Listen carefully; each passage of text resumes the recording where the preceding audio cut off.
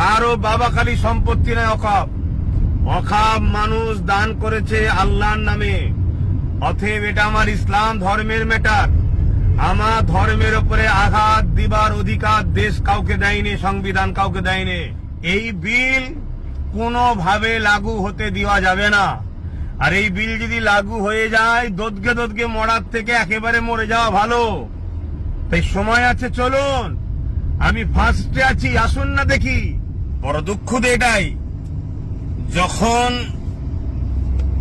তাপ লাগে তখন তো লড়ে বসতে মন যায়। আপনাদের কিছু হয়নি। অনেক গাল দিয়েছেন দাদা হুজুরের আওলাদ নবীর খানদানকে, অনেক গাল দিয়েছেন।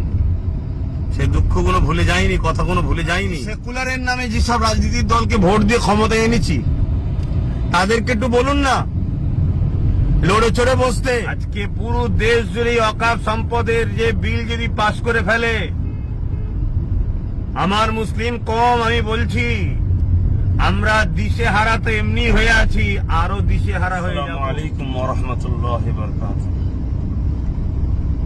দূরে কাছে যে যেখানে আছেন, সকলের উদ্দেশ্যে একটা কথা।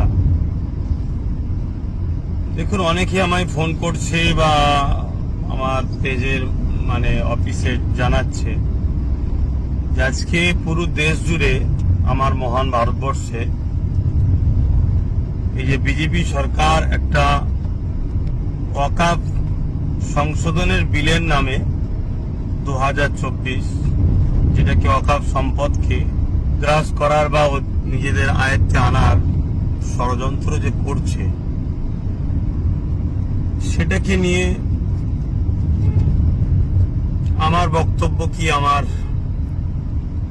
কোন রকম সেরকম বাইট কিছু দেখছেন অনেকে জিজ্ঞেস করছে। দেখুন, দুঃখ লাগে এটাই যে আজ আপনারা ভাবছেন, আমি বিগত 3-4 বছর ধরে বলছি এমন একটা দিন আসছে সবকিছু আমাদের হাত থেকে বেরিয়ে চলে যাবে। আমি তো ওয়াকফ সম্পত্তি নিয়ে কলিকাতা রাজপথ থেকে শুরু করে বাংলার অলিতে গলিতে 3-4 বছর ধরে আন্দোলন করছি যে ওয়াকফ সম্পত্তি এটা মুসলমানদের ব্যক্তিগত সম্পদ। এটা মানুষ দান করে মহান স্রষ্টা রব্বুল আলামিনের নামে।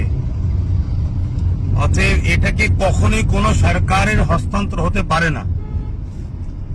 কিন্তু আমরা বিগত দিন থেকে দেখে আসছি, প্রতিটা সরকারই যখন ক্ষমতায় আসে, ওয়াকফ সম্পত্তির কোটি কোটি টাকা তারা লুটপাট করে, সম্পদকে বিক্রি করে দেয়। তার বিরুদ্ধেও তো আন্দোলন করে আসছি। আমি বারবার বলেছিলাম যে আসুন, ঐক্যবদ্ধ হন, সংগঠিত হন, নিজেদের সম্পদ নিজেরা দখল করুন, নিজেদের ধর্মীয় এটা বিষয় নিজেরা রাখুন, নিজেরা পরিচালনা করুন, নিজেরা এর তত্ত্বাবধান করুন। কিন্তু অনেকে তোমাকে গালিগালাজ করেছিলেন, অনেক সমালোচনা করেছিলেন, অনেক কিছু বলেছিলেন।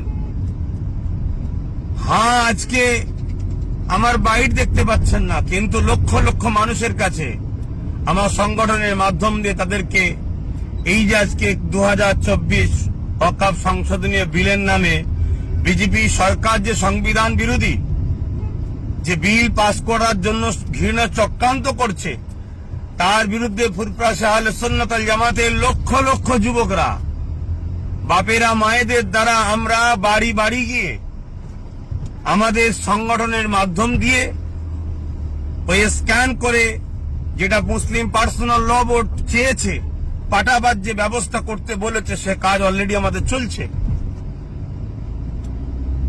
বড় দুঃখ তো এটাই, যখন তাপ লাগে তখন তো লড়ে বসতে মন যায়। আপনাদের ফোন করে অনেকে সমালোচনা করছেন। হ্যাঁ, দেখুন, 3 বছর কম বেশি আগে থেকে আমি বলে আসছি, যেমন একটা দিন আসছে দিশে হারা হয়ে যাবেন, চোখের পানি নয় খুন বেরোবে। এখনো তো কিছু হয়নি। অনেক গাল দিয়েছেন দাদা হুজুরের আওলাদ নবীর খানদানকে, অনেক গাল দিয়েছেন। সেই দুঃখগুলো ভুলে যায়নি, কথাগুলো ভুলে যায়নি। তথাপিও বলবো, আসুন, যা প্রতিটা মাযহাব, দল, মত সবকিছু ভুলে গিয়ে এই বিজেপির যে চক্রান্ত, আর বিজেপি শুধু আজকে নতুন নয়, কখন কৃষকের বিরুদ্ধে সংবিধান বিরোধী বিল পাস করেছে, কখনো দেশের মানুষের বিরুদ্ধে। এই বিজেপি নামক যে দল আজকে পুরো দেশটাকে শেষ করছে, এর বিরুদ্ধে সবাই সংগঠিত হন। এবং আমরা যে সেকুলারের নামে যেসব রাজনীতির দলকে ভোট দিয়ে ক্ষমতায় এনেছি, তাদেরকে একটু বলুন না লড়ে চড়ে বসতে। এখনো সময় আছে। কৃষক বন্ধুরা আন্দোলন করা শিখিয়েছে আমাদেরকে।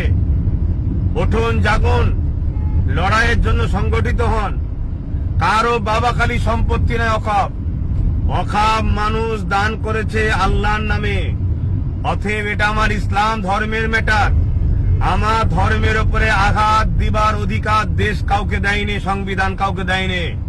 সে যে পদেই বসে থাকতে পারে, সে যদি তার পদকে ভুল রাস্তায় পরিচালনা করে, তাহলে আমাদেরকেও সংবিধানকে সামনে রেখে গণতান্ত্রিক প্রক্রিয়ায় তাকে জাগানো দরকার, যেভাবে কৃষক বন্ধুরা জাগিয়েছে। তাই সংগঠিত হন, আসুন, এগিয়ে চলুন। আজকে পুরো দেশ জুড়ে অকাপ সম্পদের যে বিল যদি পাস করে ফেলে, আমার মুসলিম কম, আমি বলছি, আমরা দিশেহারা তো এমনি হয়ে আছি, আরো দিশেহারা হয়ে যাব। কোনো অস্তিত্ব থাকবে না। আমি বলেছিলাম মসজিদে যাবেন, AK-47 দাঁড়িয়ে থাকবে, লাঠিলে দাঁড়িয়ে থাকবে।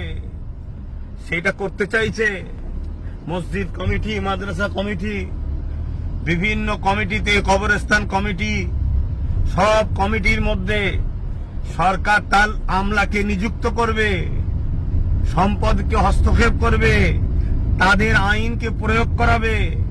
আপনার ধর্মীয় স্বাধীনতা শেষ হয়ে যাবে। এই যে অত্যাচার, এতে মুসলিম অস্তিত্ব তথা ইসলামকে মিটাবার একটা ঘৃণা চক্রান্ত বিজেপি সরকার নিচ্ছে। এই বিল কোনোভাবে লাগু হতে দেওয়া যাবে না। আর এই বিল যদি লাগু হয়ে যায়, দোদকে দোদকে মরার থেকে একেবারে মরে যাওয়া ভালো। তাই সময় আছে, চলুন। আমি ফার্স্টে আছি, আসুন না দেখি।